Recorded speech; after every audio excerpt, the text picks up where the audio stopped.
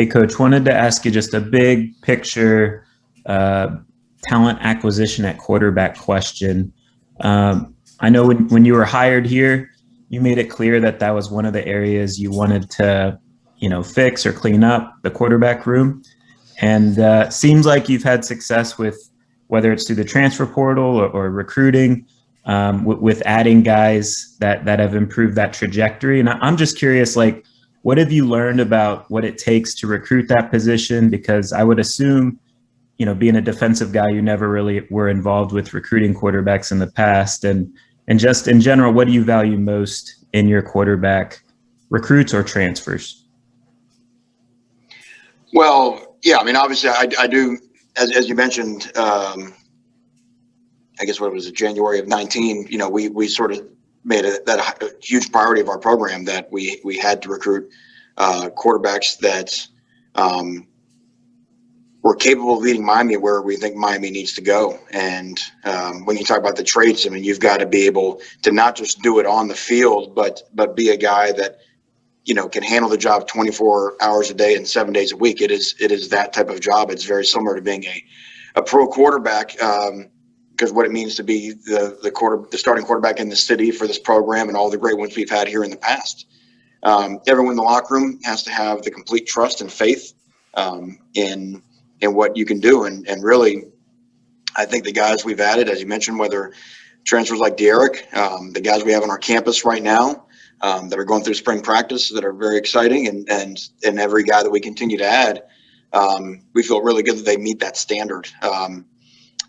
Quarterback recruiting is a little bit unique because, it is usually a one guy per class situation. But what we want to do is, like we do with every position, we want to create great competition. We want guys that want to come in and challenge the guys we have on our roster, so that we every year know that we're playing with the best possible player we can. And then, and then recruiting in general just comes down to, like, at all positions, still comes down to relationships, comes down to, being who you say you are. And probably the best thing is the, how, the culture you set inside your locker room, because ultimately the players, if you're recruiting on one thing and inside your locker room, inside your program, it's something different, eventually that'll get out. So I think, I think we're starting to see like-minded people want to come play with like-minded people at quarterback position or anywhere else. Just a quick follow-up. Do you believe in recruiting momentum, and why or why not? And then, do you think landing a high caliber quarterback helps generate momentum, especially if that quarterback is a willing participant in helping recruit other guys? Well, of course, yeah. I mean, great players want to play with great players, and certainly everybody knows that when Miami has a great quarterback, Miami competes for championships. That's just been true historically. Momentum, I mean, that's we can get a whole conversation about what momentum really means, but we also know that really is signing day is what matters. And there's some people that sometimes do some things to create fake momentum in recruiting. It's what happens when the facts come in, and that's really what matters. And then the most important thing that matters is how you develop them when they show up. So, Coach, we've got David Furones from the Sun Sentinel. David. Hey, Manny, Pro Day is coming up for your guys in the NFL draft. I wanted to ask just what you want to see from each one of your guys that'll be going through drills on Monday, and especially I imagine Greg Rousseau is coming back to campus to participate as well, right? Yeah, Greg will be here. Obviously because we had so many guys come back, it'll probably be the smallest Pro Day we've ever had. But one, I'll just be excited to see him again because of our COVID protocols. We've been sort of barriered in here into the HECT. But it'll be great to see them. And really all you want to see them do is you want to see them compete. I mean, these guys, we athletically, they're all off the charts anyway. They all put great film. They all did great things when they were here at the University of Miami, and you want them to cement that with a great Pro Day that really leaves no doubt. I know the personalities and who they are as people, they would be an asset to any NFL franchise, and it just takes the right fit, and that's really what you want all of your players to find. You just want them to find the right fit at the next level. Is there really a sense of greater importance for the Pro Day this year, given that obviously the combine in its traditional form is not happening this year? Yeah, I mean, talking to some people that work in the NFL, they're dealing with what we're dealing with in recruiting. Going through a year-long dead period. this is uncharted territory for them as well. No combine, no in-site visits. Even the pro days limited to only 3 people from each franchise can attend the pro days. So they're flying blind in a lot of ways, like we're flying blind. And it's just, it's everybody's got to adapt, and it is what it is. Got a couple more for you, Coach. We're going to go to Manny Navarro with The Athletic. Hey, Manny, you mentioned, I think, before camp started that, you were going to try to get looks at different looks for different guys at different spots. I'm just curious, guys like Amari Carter, who said he put on 10 pounds, is he lining up anywhere where we haven't seen him before? Are there other guys that you've kind of experimented with that you could share with us? So we're only this morning was practice 6, and tomorrow's our first scrimmage.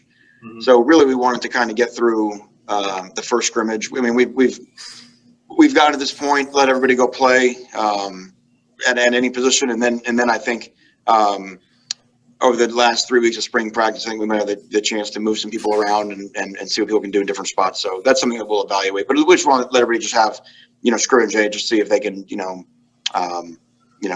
get confidence in terms of just the basics of football. Gotcha. And the other follow-up was just with recruiting. I think you've mentioned this in the past. You mentioned like guys like James Williams, Tyler Van Dyke, to have maybe that clubhouse leader in the recruiting class, just the importance of getting that. Do you feel like that's a big deal in recruiting? Yes, I do think that there are times when you have you can have a certain personality that really draws and attracts others to a class. Because again, it's not just sometimes how talented they are, it's just who they are, and so those are things that kind of happen organically, through a recruiting cycle.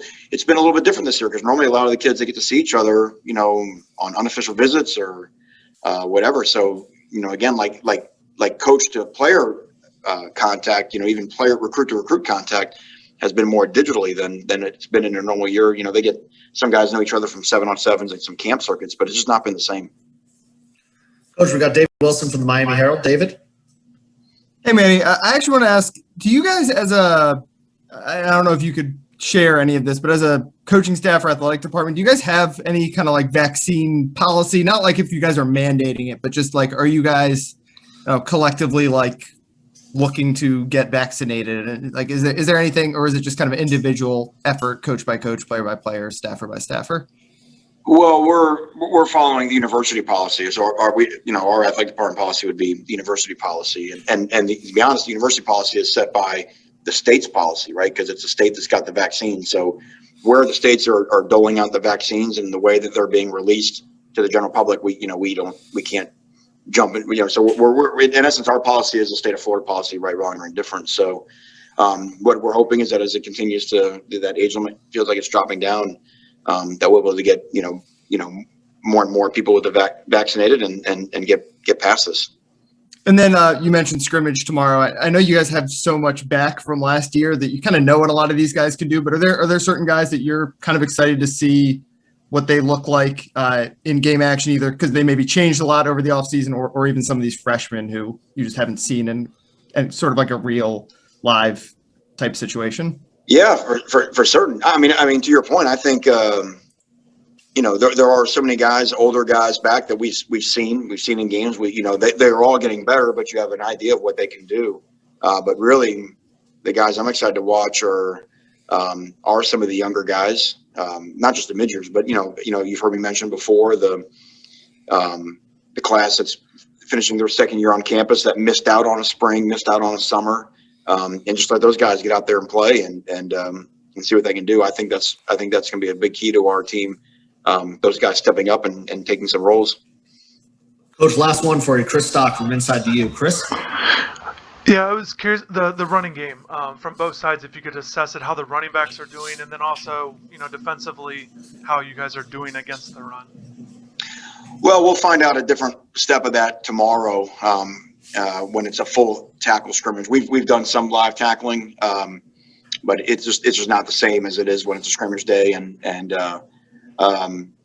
To your point, it's been a big point of emphasis, to stop the run better and to run the ball better. So of course in spring practice, it's a zero-sum game. So someone's going to be pissed on after every play, but that'll be a battle of will, so I think it's too early right now, Chris, to say we've accomplish this or whatever, but we're certainly working hard on both sides of the ball to improve where we were.